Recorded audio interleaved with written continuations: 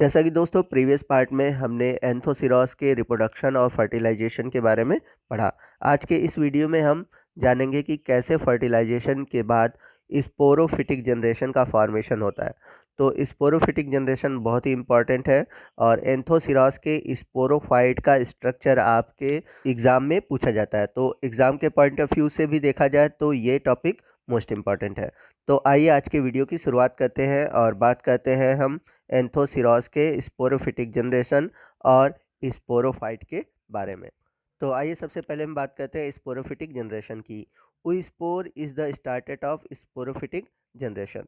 तो जो ऊस्पोर है, जैसा कि पिछले वीडियो में हमने पढ़ा था कि जब फर्टिलाइजेशन होता है और फर्टिलाइजेशन के थ्रू जब गैमेट फ्यूज़ होते हैं तो ऊस्पोर का फॉर्मेशन होता है।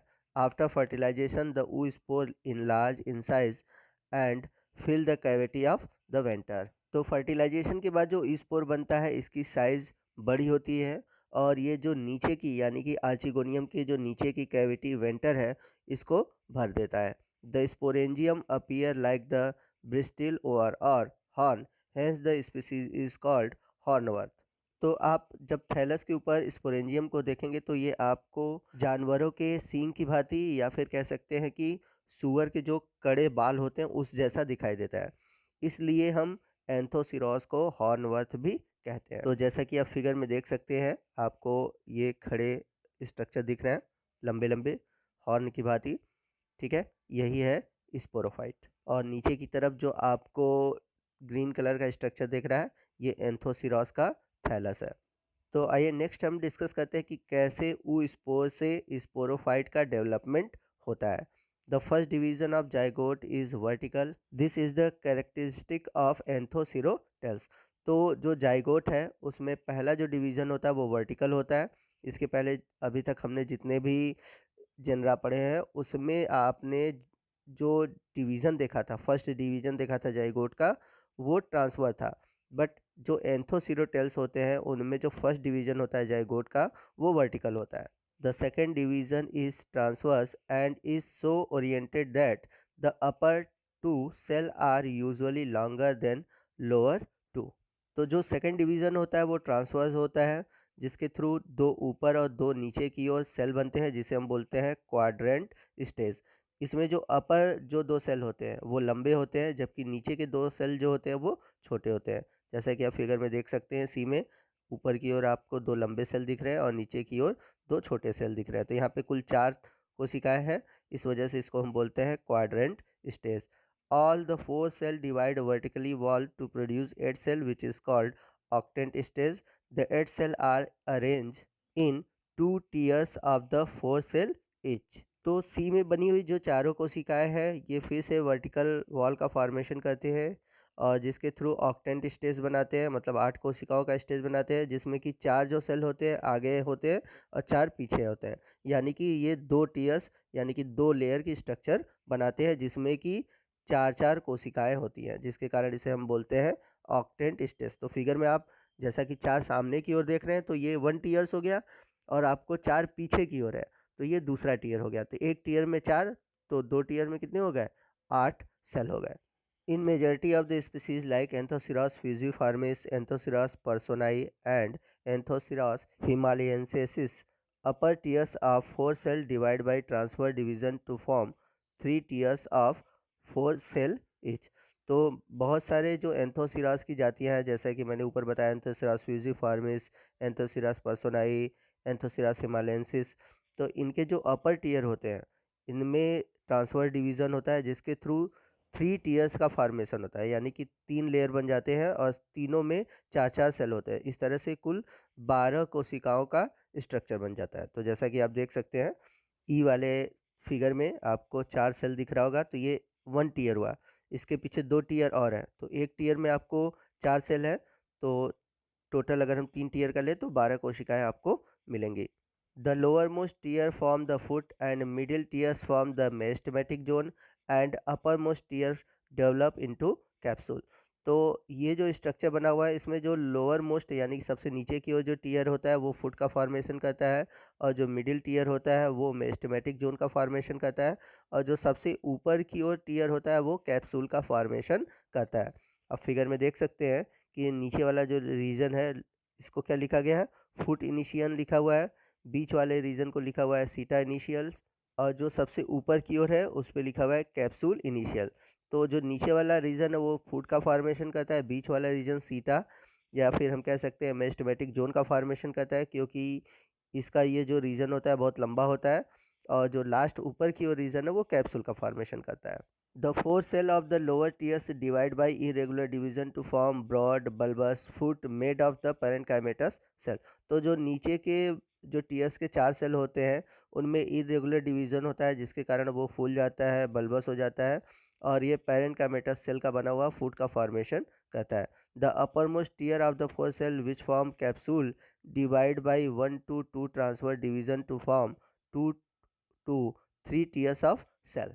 तो जो अपर मोस्ट टीयर के सेल है वो ट्रांसफर डिवीज़न करते हैं, यानी 1 से 2 बार ट्रांसफर डिवीज़न करते हैं और फॉर्मेशन करते हैं 2 से 3 टीयर सेल का, जैसा कि आप फिगर ई में देख सकते हैं। Periclinal division in upper tiers form an outer layer of amphithecium and the central mass of called endothecium. तो अपर डिवीज़न में पेरिक्लाइनल डिवीज़न होता है, जिसके थ्रू जो आउटर लेयर बनती है उसे हम बोलते हैं एम्फीथीसियम, और जो सेंटर में सेल होते हैं उसे हम बोलते हैं हम इंडोथीसियम। तो फिगर एफ में आप देख सकते हैं कि बाहर की ओर आपको एम्फीथीसियम दिख रहा है और बीच में आपको इंडोथीसियम दिख रहा है। The entire endothecium develop into the sterile columella. तो जो बीच वाला पूरा इंडोथीसियम है वो कॉलुमेला में डेवलप हो जाता है, और जो कॉलुमेला होता है वो स्टेराइल होता है, यानी कि बांझ होता है। In young sporophyte columella is made up of 4 cell, but in mature sporophyte it is made up of 16 vertical row of cell. तो जब स्पोरोफाइट यंग होता है तो उसमें 4 सेल के वर्टिकल रो होते हैं कॉलुमेला के, लेकिन जब ये मैच्योर हो जाता है, यानी कि मैच्योर स्पोरोफाइट में आपको कॉलुमेला के 16 वर्टिकल रो ऑफ सेल दिखेंगे। The amphithecium divide by A periclinal division to differentiate into an outer sterile layer of jacket initial and inner fertile layer। तो जो एम्फीथीसियम होता है वो पेरिक्लाइनल डिवीजन में जाता है, जिसके थ्रू आउटर स्टेराइल लेयर बनाता है जिसे हम जैकेट इनिशियल कहते हैं, और अंदर की ओर इनर फर्टाइल लेयर बनाता है। यानी कि जो जो दो लेयर बनते हैं उसमें आउटर लेयर जैकेट लेयर होता है जो कि प्रोटेक्शन का काम करता है, ये स्टेराइल होता है, और इनर की तरफ जो लेयर होते हैं वो फर्टाइल होते हैं जो कि स्पोर का फॉर्मेशन करते हैं। तो आप फिगर डी में देख सकते हैं कि बाहर की तरफ आपको जैकेट इनिशियल दिख रहा होगा और अंदर की ओर आपको इनर फर्टाइल लेयर दिख रहा होगा। The cell of the jacket initial divide by anticlinal and periclinal division to form 4 to 6 layer of capsule wall.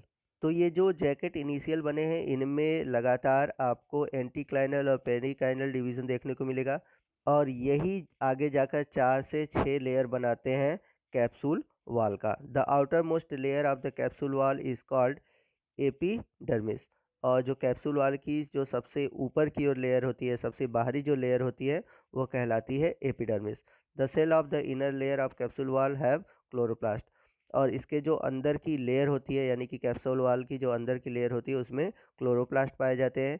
In young sporophyte the archesporium over arch the columella. तो जो young sporophyte होता है उसमें columella के ऊपर जो Archie स्पोरियम है over arc करते हैं, यानी कि आर्क नुमा स्ट्रक्चर, डोम शेप स्ट्रक्चर बना देते हैं। तो आप फिगर में देख सकते हैं कि ये कॉलुमेला रीजन है, ठीक है। इसके ऊपर डार्क कलर में आपको आर्चे स्पोरियम सेल देखने को मिल रहा होगा जो कि आर्क नुमा स्ट्रक्चर बनाते हुए, यानी कि डोम शेप स्ट्रक्चर बनाते हुए इसे घेरे रखा हुआ है। और सबसे बाहर की ओर आपको जैकेट दिख रहा होगा, नीचे की ओर ये रीजन दिख रहा है, ये आपको सीटा दिख रहा होगा। तो ये मैच्योर सीटा नहीं होता, मतलब पूरी तरह से सीटा नहीं होता। और नीचे जो बल्बस यानी कि जो ब्रॉड स्ट्रक्चर होता है वो कहलाता है फुट, और इसी फुट के द्वारा जो स्पोरोफाइट है वो गैमेटोफाइट थैलस से लगा होता है। तो आइए देखते हैं कि आर्चे स्पोरियम में क्या होता है। जो आर्के स्पोरियम होता है, ठीक है, वो कुछ जातियों में सिंगल लेयर्ड ही रहता है, जैसे कि एंथोसिरास इरेक्टस में। जबकि अगर हम बात करें एंथोसिरास पर्सोनाई में ये 2 लेयर्ड होता है, जबकि एंथोसिरास हेलाई में ये 2 से 4 लेयर का होता है। तो इस तरह अलग अलग जातियों में आपको अलग अलग लेयर देखने को मिलेगा। Archesporium give rise to two type of cell, spore mother cell and elaters mother cell. तो ये जो आर्चीस्पोरियम सेल है ये दो तरह के सेल देते हैं। पहला है स्पोर मदर सेल और दूसरा है elater mother cell. Spore mother cell are spherical OR oval with dense cytoplasm and large nuclei. This cell divide by meiotic division to form spore tetrads। तो जो स्पोर मदर सेल होते हैं ये spherical या Oval होते हैं, जिनमें कि गाढ़ा साइटोप्लाज्म होता है, इनका न्यूक्लियाई बड़ा होता है, जो कि बाद में मियोटिक डिवीजन के थ्रू स्पोर टेट्रेट का फॉर्मेशन करते हैं। Elater mother cell are elliptical with small nuclei. This cell divide mitotically to form 4 cell elaters. तो जो इलेटस मदर सेल होता है इनका शेप इलिप्टिकल होता है, इनमें जो न्यूक्लियाई होते हैं छोटे होते हैं और इनमें मियोटिक डिवीजन के थ्रू 4 इलेटस का फॉर्मेशन होता है। तो याद रखिएगा इसमें मियोटिक डिवीजन होता है।